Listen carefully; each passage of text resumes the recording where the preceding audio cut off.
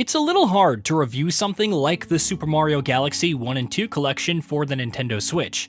I mean, on the one hand, it's a pretty straightforward collection of two fairly old games being sold at full price with minimal additions. But on the other hand, however, these two games are Super Mario Galaxy and Super Mario Galaxy 2, two games that are celebrated as among the greatest titles ever made to this day, and which have been extremely hard to access and play for over a decade at this point.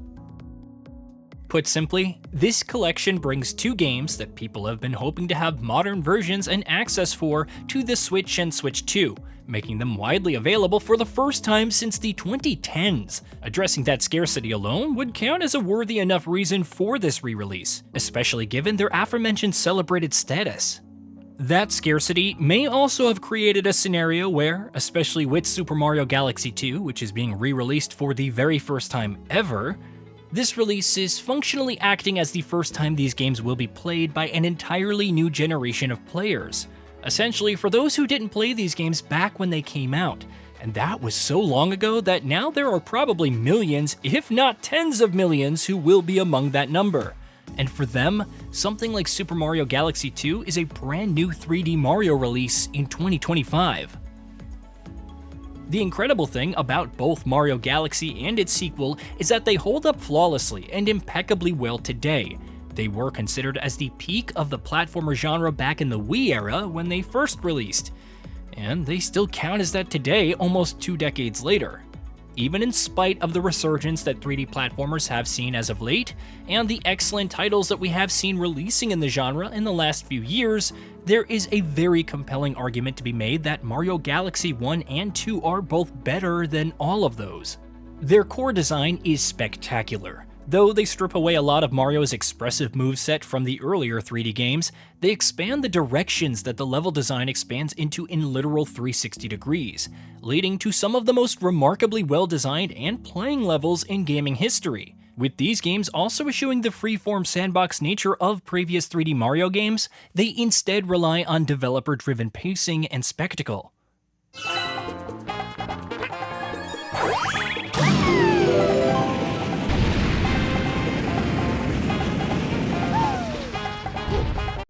And what a spectacle it is. Super Mario Galaxy in particular has a sense of pomp and the appropriate reverence that should come when dealing with subject matter that's as vast and infinite as outer space.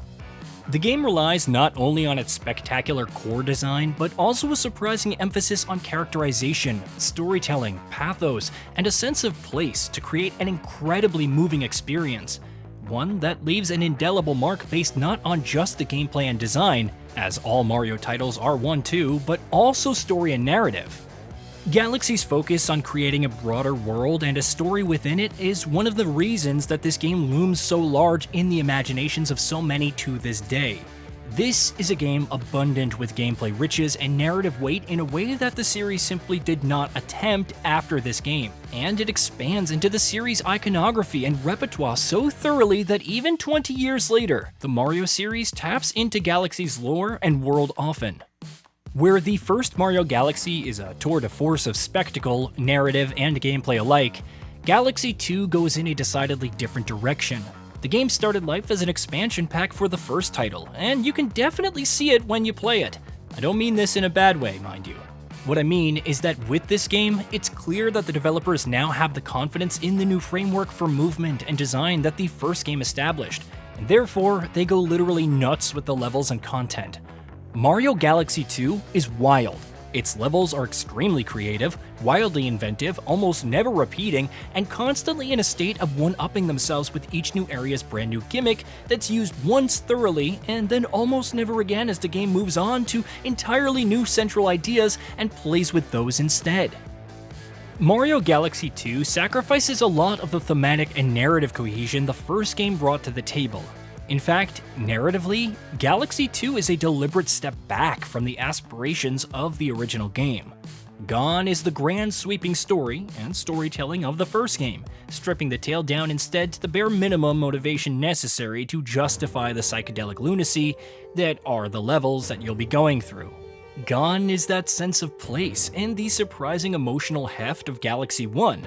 This is a purely gameplay-driven experience through and through, and with its wilder swings and greatly expanded movement options thanks to Yoshi joining you along for the ride, it runs circles, or spheres, around the first game when it comes to actually being played.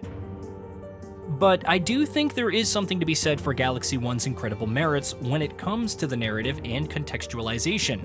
I think those are what gave it a special sauce and made it stand out compared to pretty much every other game in the series. The sequel, giving up on that, does allow for it to be even more memorable as far as the design and gameplay goes, but I feel like something was definitely lost in the process. Regardless of which you prefer, though the good news is that, finally, they're both here and available, and this is a great package that they're both available in as well. While both games, even in their original form, still look and sound great, this release really cleans them up and polishes them to a shine. On the original Switch, they run at a near constant 1080p in docked mode and 720p in handheld mode, and, like the Wii originals, a locked 60 frames per second.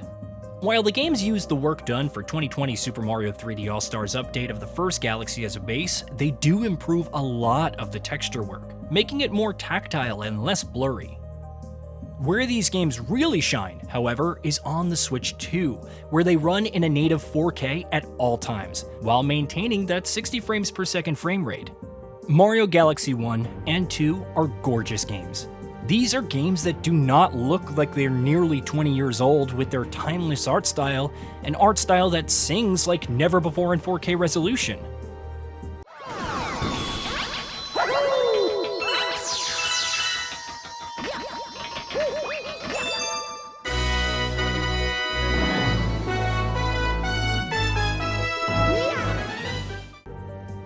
There are some shortcomings.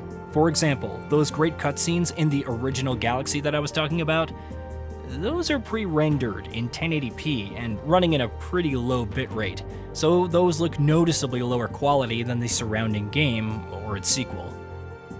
Then too, is there something to be said about those games that translate the Wii inputs to the Switch. Both games relied on the Wii's pointer remote very extensively for gameplay. Galaxy 2, even more so, with a lot of Yoshi's move mapped to the pointer. The Switch and Switch 2 both lack a pointer, so these versions make do by mapping the pointer to gyro controls in docked, console mode, and touchscreen in handheld mode. It works, although in both cases it's not quite as precise or elegant as the original games were.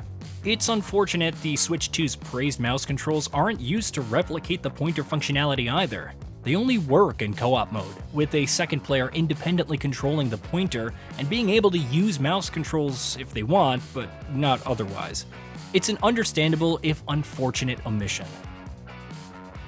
In terms of this new release, that's pretty much all there is on offer. These two games, taken pretty much as is and updated to run in stunning 4K, both games offer their entire soundtracks to players who want to check them out, and they should. These soundtracks are amazing. And they also both add an easy mode for gameplay that you can switch to at any time. There's also some new story content added, particularly to Galaxy 2, focusing on fan-favorite character Rosalina, whose role in the sequel was originally pared back. But other than that, it's the original two Galaxy games that were celebrated as among the best ever, now available in modern presentation on modern consoles. You can argue that there should have been more extras included with the package, especially with how much these games cost, $70 for the pack with both included, or $40 for each individually. And because this is, after all, an anniversary release, and sure, there's a case to be made for that. But honestly, Galaxy and Galaxy 2 are so spectacular as games that simply being able to play them again, and in a better and more definitive form than ever before, is still more than worth it. Whether you're a longtime fan wanting to revisit these formative experiences, or a newcomer wanting to see what all the hubbub is about, Super Mario Galaxy 1 and 2 on the Switch and Switch 2 are must-have purchases for anyone who likes 3D platformers, or good games in general. Welcome back to the Galaxy, Mario.